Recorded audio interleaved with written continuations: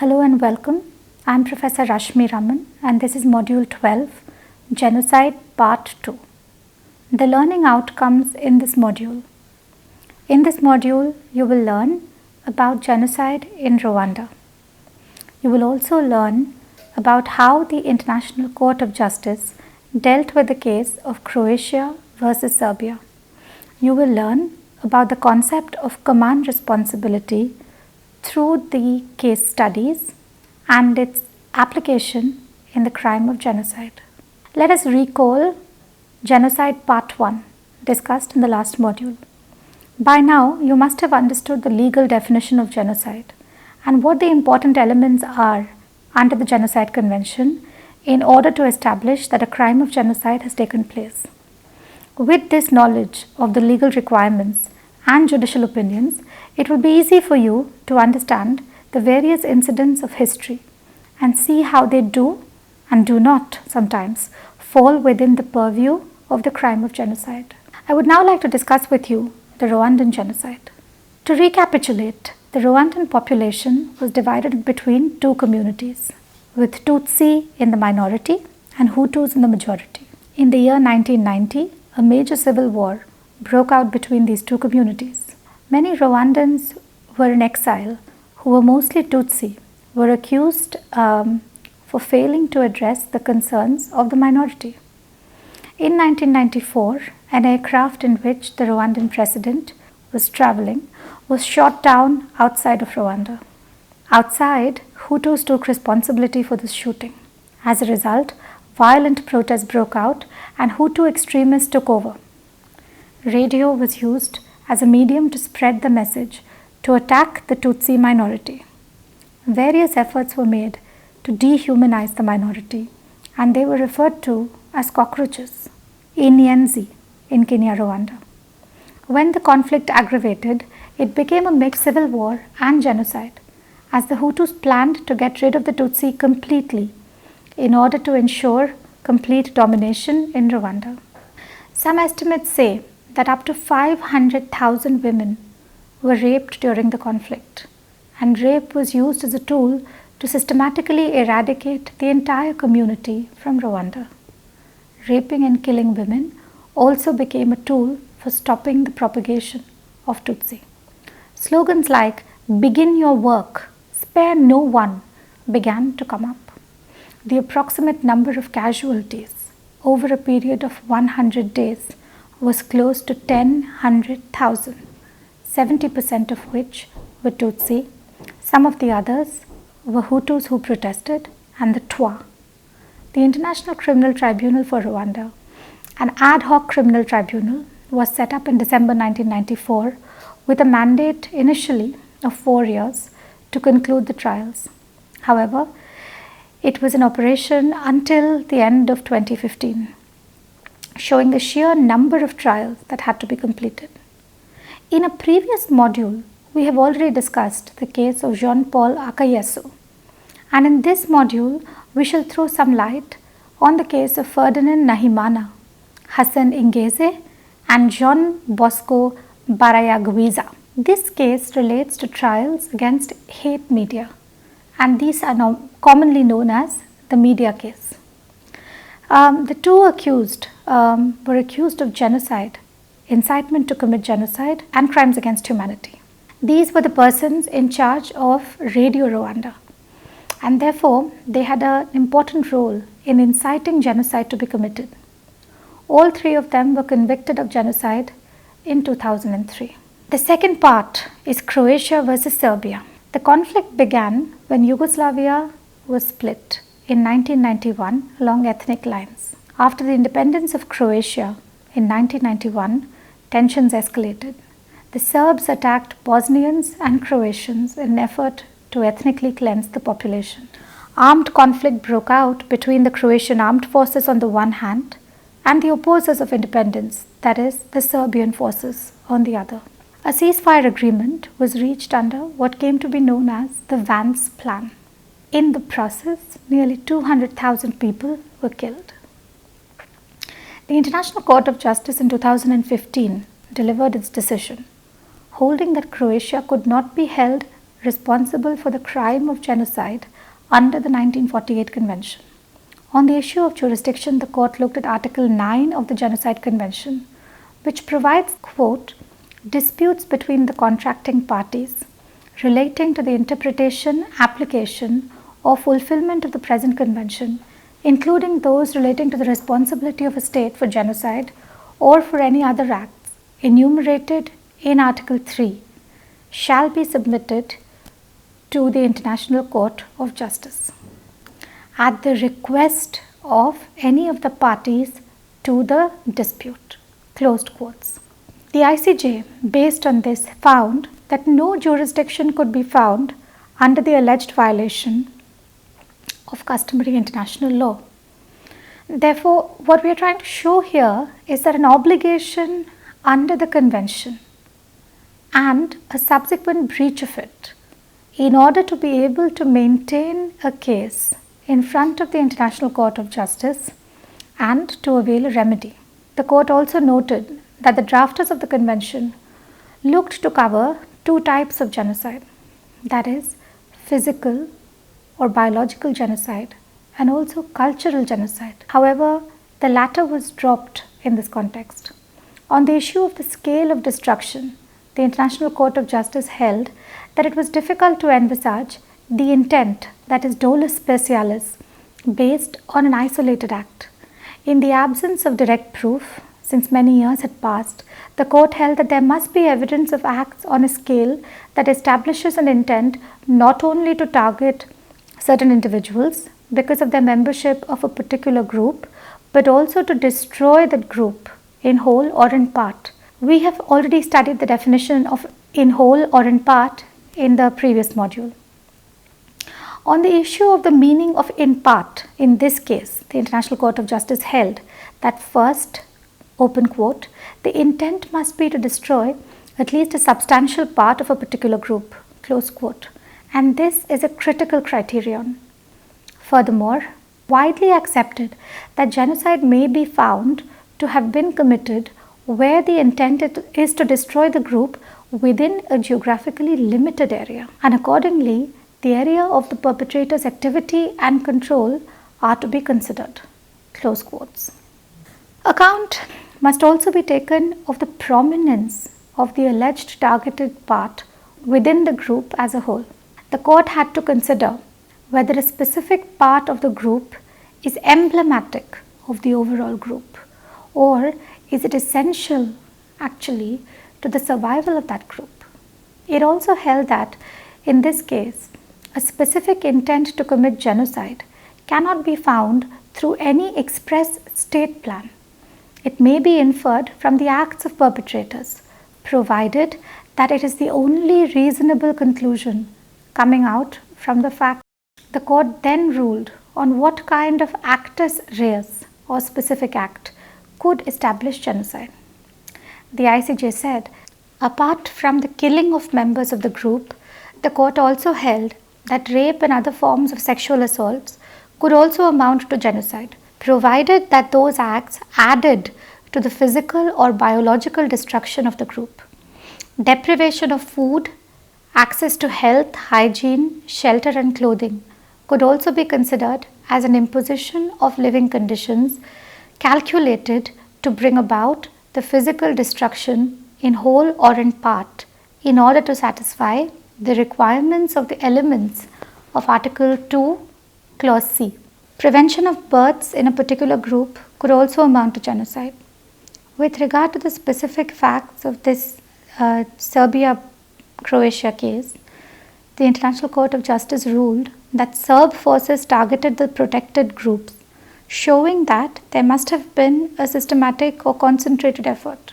The court held that even though the acts of the JNA, which is the Yugoslavian National Army, which at the time was controlled by the government of Serbia or Serb forces, could be said to be driven by an intent to commit genocide within Article 2, Clause A and Clause B of the Genocide Convention, that is, killing of members of a group and causing deliberate bodily or mental harm.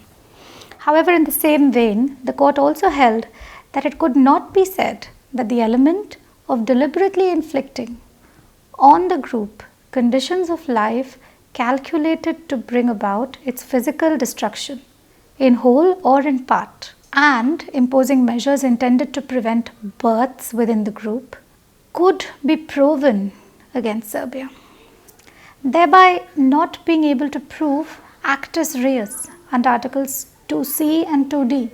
This was the crux of the inability of the court to rule the genocide was committed.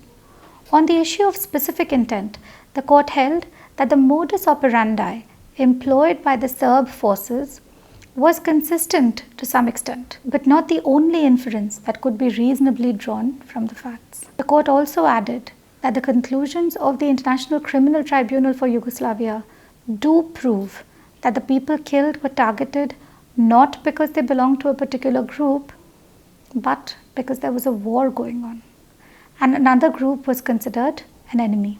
Even the forceful displacement did not amount to genocide in this case, as the efforts were to ethnically homogenize a given area and not really to destroy a group.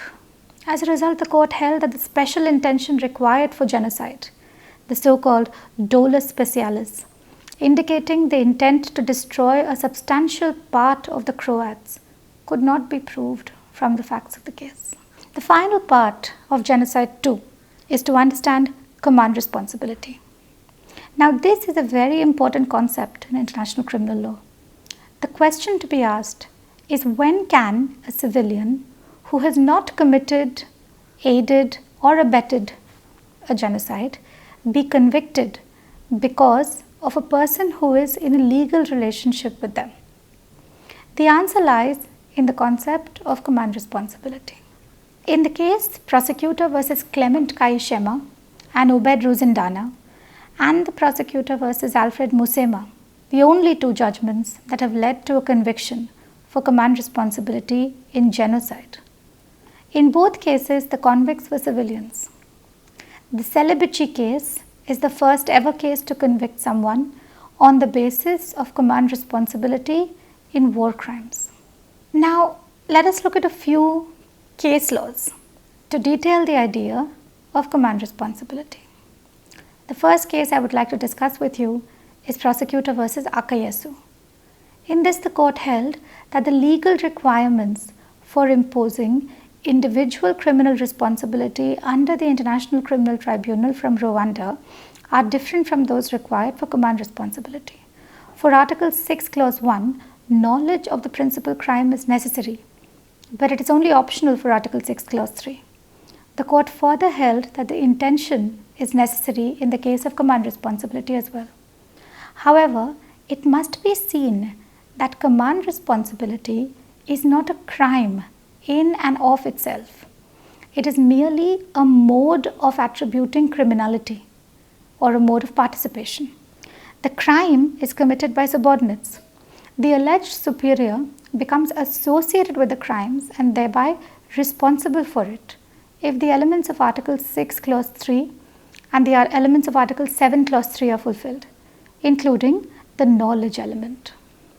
The second case, Prosecutor versus Musema. The defendant in this case was also a civilian.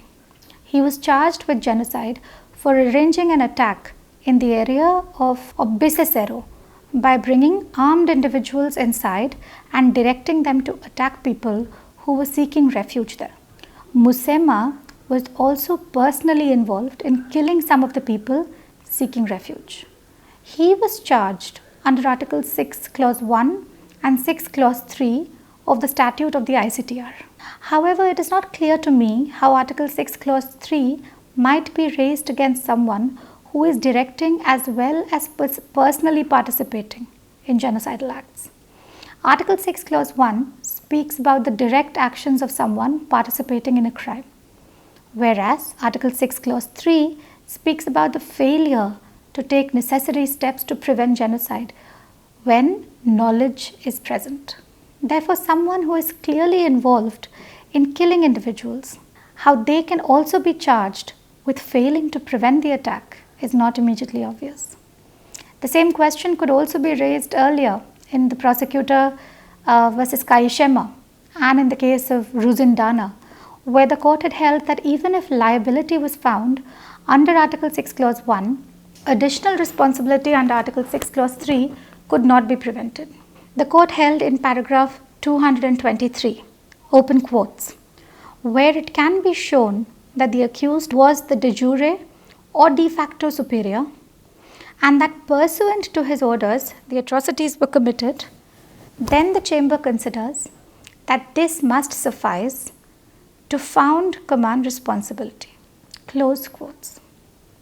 The court in that case further misinterpreted the judgment given in the Celebici decision of the ICTY.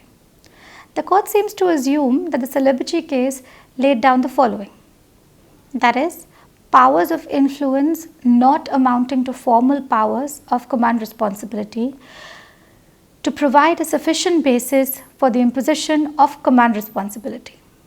However, this is the proposition which the Celebici case was in fact arguing against.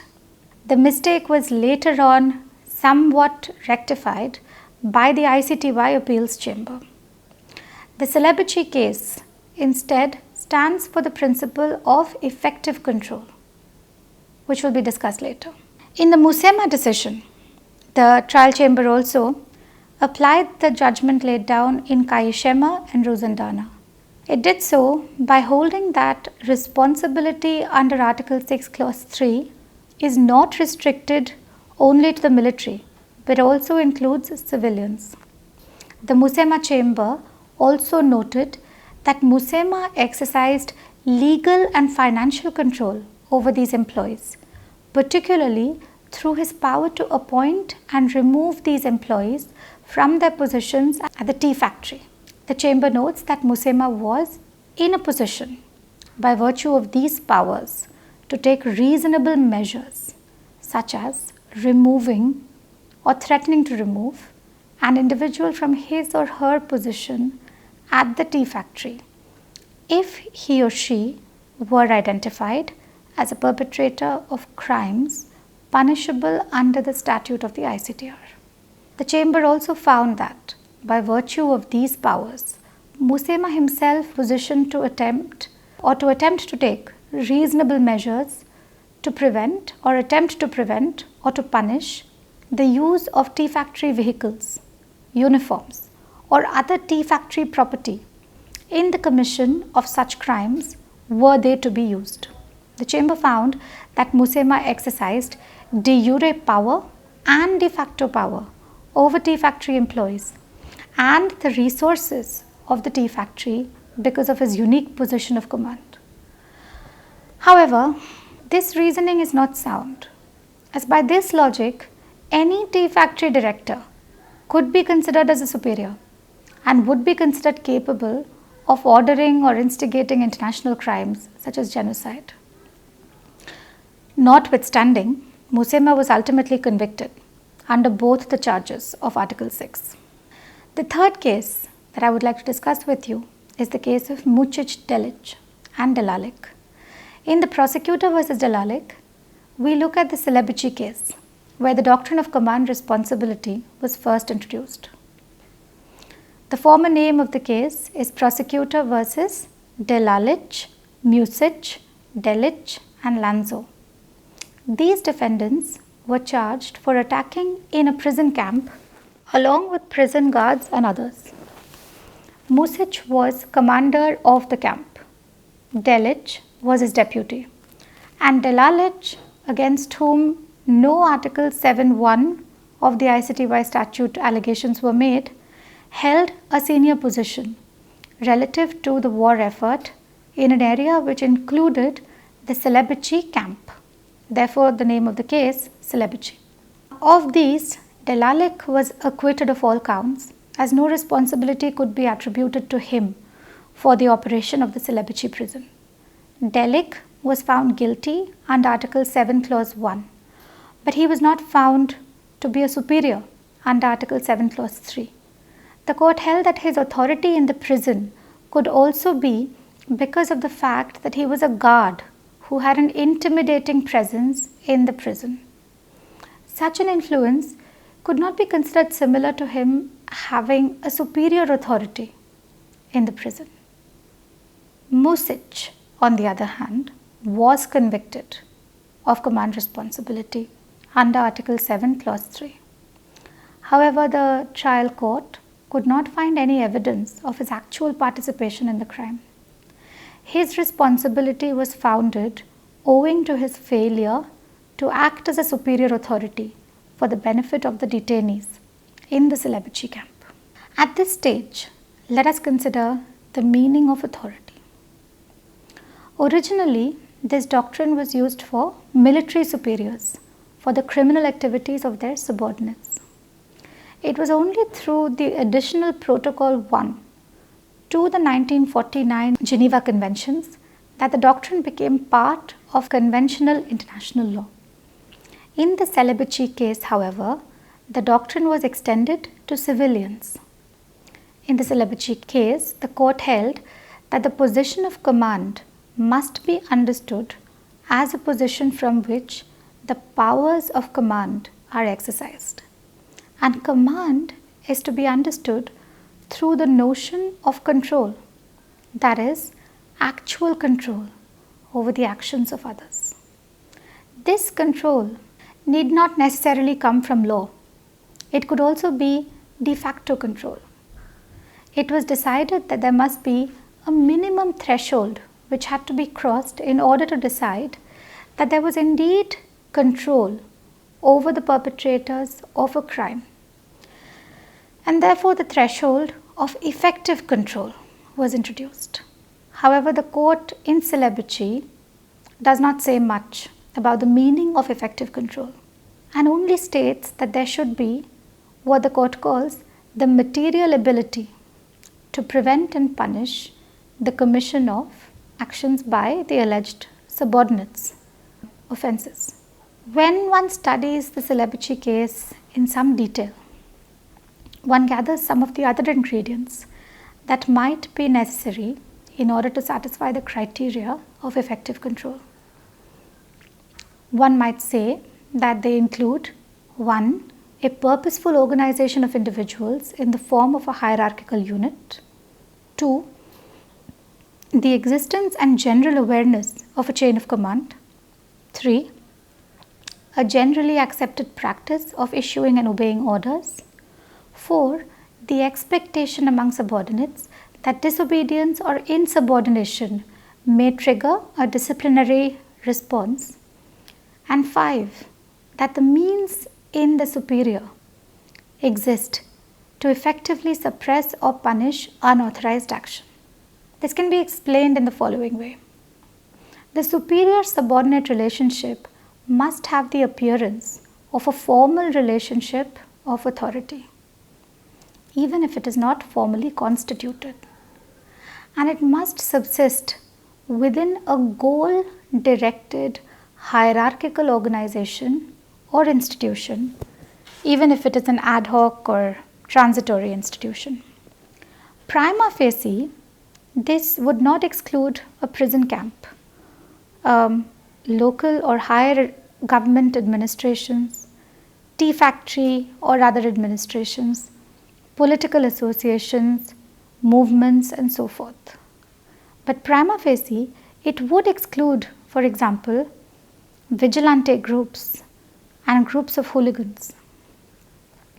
There must reside a power in the alleged superior to give orders to the alleged subordinates, such as power resting on a mutual expectation, as between the superior and the subordinate, that the superior's orders will be obeyed, which is something to be distinguished from obedience achieved through bullying or through submission to an intimidating and morally delinquent individual. For example, in the characterization of delict, there must be a known power in the superior to control and discipline the criminal behavior of his subordinates in a meaningful and effective way, such as by intervening to restrain a subordinate or by directly suspending his or her services to the unit, at least until such time as the matter can be reviewed by another higher authority. More generally, a superior must be able to take every appropriate measure to ensure the maintenance of order within the ranks. The ICTY in the Celibici case also commented and shared the view expressed by the International Law Commission that the doctrine of command responsibility or respondeat superior extends to civilian superiors only to the extent that they exercise a degree of control over their subordinates which is comparable to that of military commanders. The ICTY further added in paragraph 646 that, open quote, the trial chamber agrees with this view, provided that the existence of de facto authority is accompanied by the trappings of the exercise of de jure authority.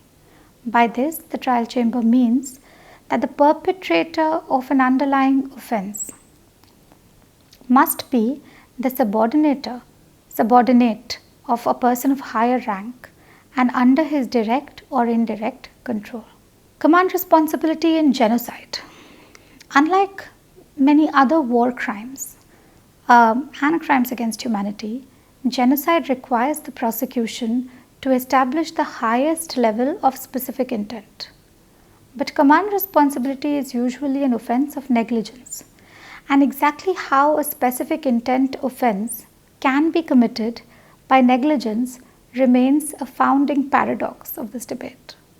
It must be wrong in law to consider that genocide may be committed by a commander who is merely negligent. In conclusion, civilian command responsibility for genocide is certainly a demonstrable form of individual criminal liability, even though proof of the superior subordinate relationship is likely to be difficult to establish unless the defendant was part of, say, a formally legitimated quasi-martial organization, such as a prison camp, or in control of a militia-like unit with a formally legitimized role, such as a police force. Thank you.